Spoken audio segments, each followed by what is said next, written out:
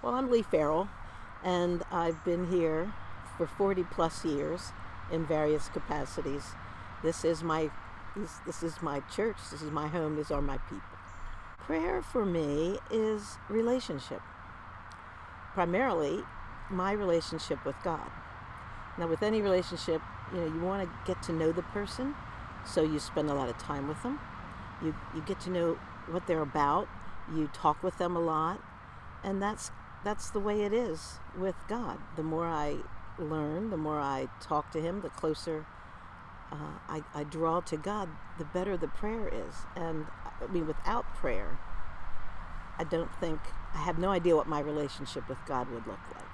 But I start with really getting centered and really just basking in the fact that I have a new day. I'm still healthy, thank God. And then I just kind of let God's Spirit fill my spirit so that I can face the day. First thing I do is watch the news, but I can do that because former member here, Alice Allor, she moved away. She taught me to pray the news. But don't just listen to it and be depressed by it, but pray through all the situations, pray for all the leaders who are being named, and that really helps. I seriously pray before any big thing, any meetings, of course, if I'm preparing a program for the kids, disciple class, confirmation, no matter what I'm preparing, I ask the Spirit to please guide and direct me. And I would never think of writing a sermon without praying first, to prepare myself and let God prepare me. I'm just as honest as I can be when I pray with the kids, and I always feel like it wasn't necessarily a good prayer. I mean, is there such a thing as a bad prayer? I don't know, but I feel like it wasn't a good prayer, but the kids are listening. And then various kids will get up and lead a devotion at the beginning of every Sunday night. And at the end of the devotion, we kind of expect them to pray, and they come through. And some of them are just very beautiful. Probably the best thing, we have this program after MYF called ICUs, and it's a small group, covenant groups, and they're led by the seniors.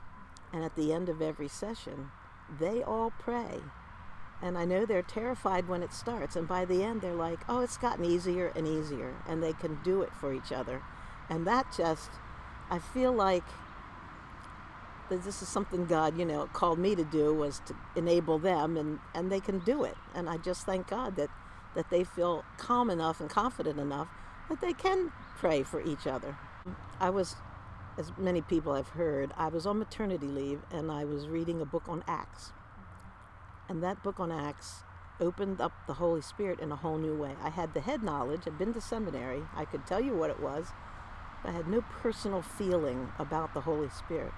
And so reading this book and having the time to be home with Beth, I really, really looked into that, and I really opened myself up to that. And I just feel, I think about what Jesus said about what the Spirit will do for us.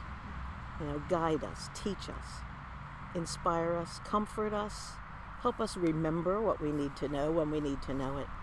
And so for me, the Holy Spirit is very much tied to my prayer life, because I feel like the Spirit helps me know what to say. It calms me down so I can think clearly. And the presence of the Holy Spirit is what gives me a sense of comfort and calm and draws me closer to God. I just went through a time, and it was actually early in my ministry, where I didn't pray that often. I didn't have a huge prayer life. And so things were hard for me because I wasn't drawing on this strength. I wasn't taking advantage of this great gift. When I had that experience learning about the Holy Spirit, prayer just got monumentally more important, more meaningful. There was more depth and more awareness. But I've been known to cry when I pray with people because I feel it so strongly. And they are trusting me to say the right thing, and I'm trusting God that I'm saying the right thing, and it just really very, very, it's very overwhelming. Right now, during this pandemic, prayer has been very meaningful. I've done what Brother Lawrence called practice the presence of God, and I just kind of relax and just kind of let God's Spirit just hold me in a way, or I feel like that's my protection for the day. And I truly believe we ask for the protection, we get the protection.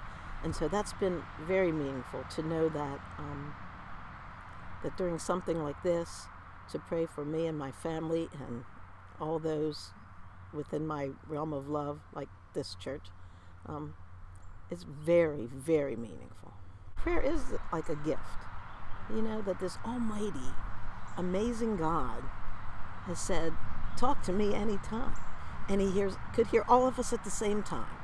And that's just overwhelming to me. So it's a gift that, the cliche, it's not a good gift unless you open it up and use it. And so I think it's just such a blessing to be able to pray.